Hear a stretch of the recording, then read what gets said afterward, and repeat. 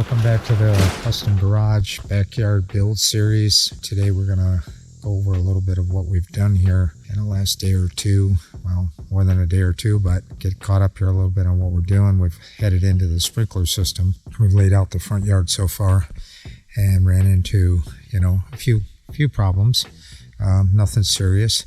And getting ready to go ahead and get a trencher and start burying some of the lines so we can get ready for the hydro seeder in a week or so. So let me turn the camera around, show you where we're at here. Right here is our faucet. We ran this orbit system. What it does is it just hooks up to your faucets, and you can remove it in the winter time and pull it out real easy. Saves a lot of time and money running a conventional system that would require valves and putting a box in the ground and wiring into the garage with a low voltage wire. I didn't think that was necessary. This is probably not any cheaper, but it's a lot easier to do. So you can see the two timers there. I'm running 4 zones here, 2 to the front, 3 to the front, and 1 to the back. So as you can see here, I haven't buried the line yet. As we follow along, we've got the heads running along the sidewalk and driveway over here, and then out to the front. And we circle back around and we kind of come up the middle and the outset at the same time. This over here is going to be a planter area. It's not finished yet, but not enough hours in a day, I guess. So over here you can see we've already tested these, and these heads seem to overlap pretty well. I think we're going to get good watering for the new lawn. As we hit up here, we only had to do it on one side because it'll shoot far enough across to cover the rest of the yard. As we get to the back here, we ran the outside. We're going to have a fence out here, so we're spacing these sprinkler heads in a little bit. Still got a trench for the cable wire here. You can see laying on the ground, and then we'll be adding another whole set of sprinkler heads up through here in front of the porch, and then back out here into the middle. You can kind of see the green spots I've put. Now that I kind of know what I can expect out of the sprinkler system, I have another set coming. It's not here yet, so I'm going to have to wing it on this last section. So that one ends right there, and then we'll be picking this up over here with another set, and over here, and we'll be bringing it over to the other corner of the house. And over here we've already installed a 4-valve orbit system. I'll show you that real quick over here. So there's our 4-valve. That gives us, you can see the 2 in the back, so we can hook 4 lines to that. So we're going to run probably 2 out this way and then 2 back this way to capture the rest of that. So then over here we had 811 out to mark the power. Unfortunately, I can't get my water marked because we're on a community well, and the builder put the pipe in, and he probably won't remember how deep he went or whatever. So we've had the electrics over there on that pole. And there's Abby running in the picture. I've dug down more than 8 inches right here because I don't want to run a trencher where the wire could be. And I've done the same thing up here at the house. I've trenched this down, and I know for sure that there's no wiring running through here. I mean, it's through here, but it's deep enough that I won't hit it. The last thing I have to do is get on the other side and check for the water line, see if I can find that by digging. This is kind of the material we're using. This is like a PVC type of a poly line, and what's kind of cool about it, I bought some rainbird heads simply because I'm not real sold on these orbit heads that came with this, and I want to see how these work. These are up to 32 feet, and they're gear driven. They throw quite a bit of water. I just don't think see, these show like a rain curtain. The ones I've got, to get the rain curtain, you have to dial them down to about 15 feet. These connectors are all shark bite type connectors. To release them, you can just pull back on them, and the tubing will come right back out. And you can keep reusing the fittings and the tubing from what I can tell.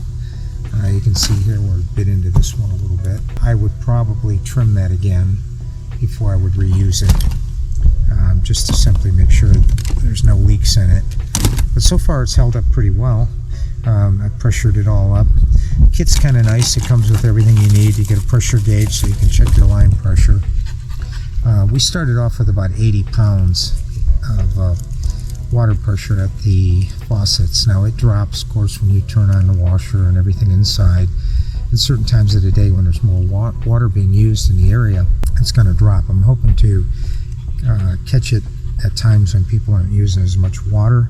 I did crank up my regulator to about 90 psi because it seemed like the heads were taking too long to pressurize and pop out of the ground. So we cranked it up to 90, and it seems to be working okay with 6-7 heads on each zone. It doesn't seem to, it seems to react pretty quickly with getting the heads all up and running.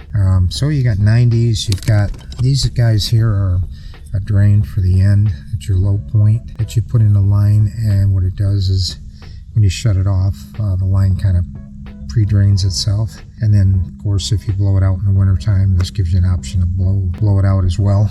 I'm guessing these right here are the T's that are threaded, obviously, for they go up inside of the heads. Then you got 90s, and you've got T's, and you've got straights. Let's see, here's a straight.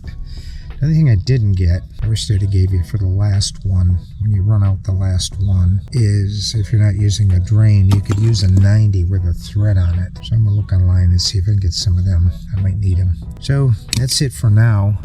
We'll be back at you here with the rest of some of this once we get the trencher put on the head cam, and we'll show you a little bit of the trenching and how we laid the line in and covered it up.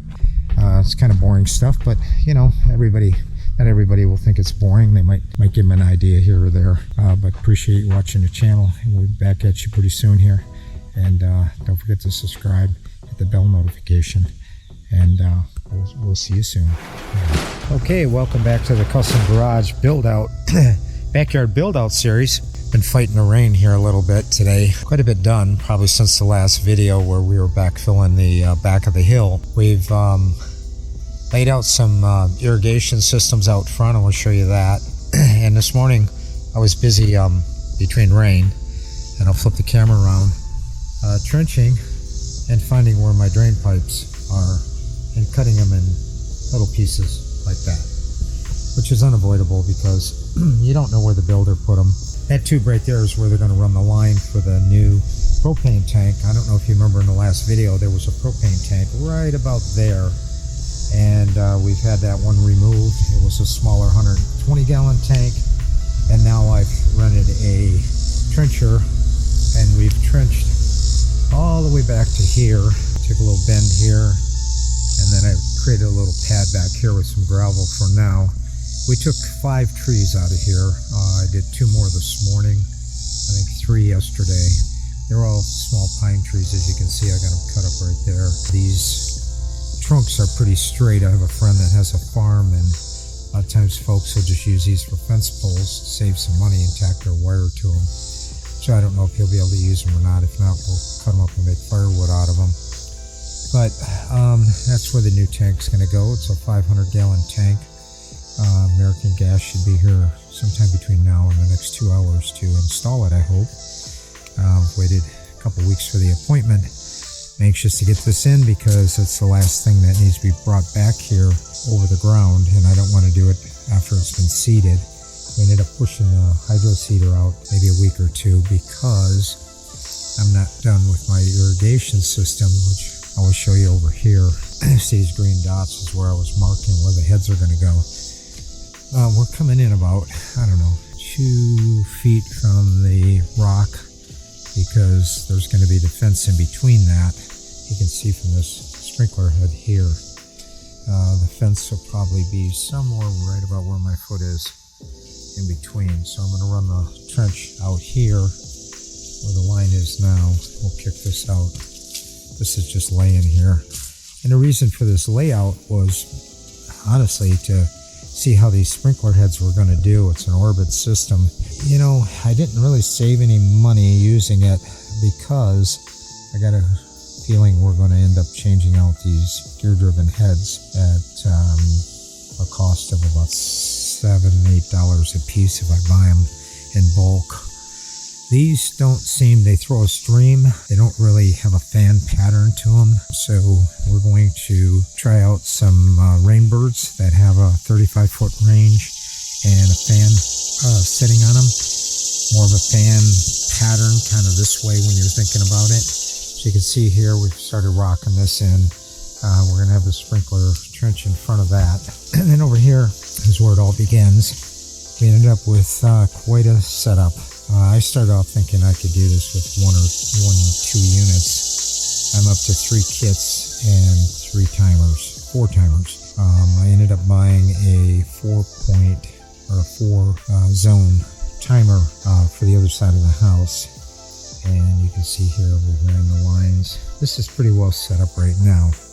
I did go ahead and dig where I thought my water line might be coming to the house by hand, just in the event that it is here and I could catch it with, a shovel versus cutting it in two with a trencher. Hopefully we don't hit too many other things. I got a feeling we're gonna probably hit some drain tubing coming through the front of the yard here, because I don't know where it's at, and hopefully it won't be too bad. And we're gonna pause here, probably put on the head cam a little bit, show you a little bit of the trenching, and then we'll be back at you here real soon. Well, you can see here, we've dug a lot of trenches. This one right coming out this way is going to come through here, and it's going to take a turn, and it's going to come over here to our propane tank, which should be sitting right there on that gravel pad. And then this other line, there's going to be a sprinkler line coming through this line as well, and following around and up to here, and then teeing off, and then run one head out to here, and then come back to here. It'll tee off again and come clear across the whole yard, and then it's gonna tee off again and go this way, and then we go down this way, and then another long tee, because this one's going out to the outside, and then it's coming back this way. I'm going to go ahead and run this, let you see how it works. I'm going to clean this one back out where I had to run over it. Unfortunately, that's just how it is. First time trenching, not too bad. Only tore up 2 pipes, which I knew the one I was going to hit. The other one was optional, and I've already repaired that one. It's off the side of the house. This one here was damaged from the builder, so now I dug a second, larger trench, and that's going to go all the way out to the back of the lot. The second run is going to be for our sprinklers, which you can see where I hit the pipe right there. Now it's filling up with water because the drain is right there, so I'm going to rework that. And we got one small one going across here on the sprinkler head. I'm going to have to clean some of that out. And then we got this one here coming across, and then we did this one here. A lot of trenching. I already buried the pipe here because I had to run over it. I didn't want it to keep caving in the hole. This one obviously needs to be cleaned a little bit more. I'll probably do that by hand. And then we got this one. It goes down to the end, and then we come over here. We got this middle one, and it goes down to the end, and then it comes back all the way this way, and it'll be a second zone there, or a third I should say, and it goes up to there. And then I dug this one alongside the sidewalk. I was really fortunate. Ate a little bit of cement, but we got this one in. That'll be the 4th zone, and that's about it for here. I'm gonna go ahead and put this on my head and fire that machine up and show you how that works. Saved a lot of back breaking work, let me tell you. I don't know how long it would have taken to dig through this clay. It would have, I'd have been here for weeks. I'm about 6 hours into this thing right now, and I'm pretty much done. So pretty happy with that. A couple $100, 6 hours. It's starting to rain, believe it or not, and a sun shower. So I'm gonna fire this up, and I'm gonna have it installed out.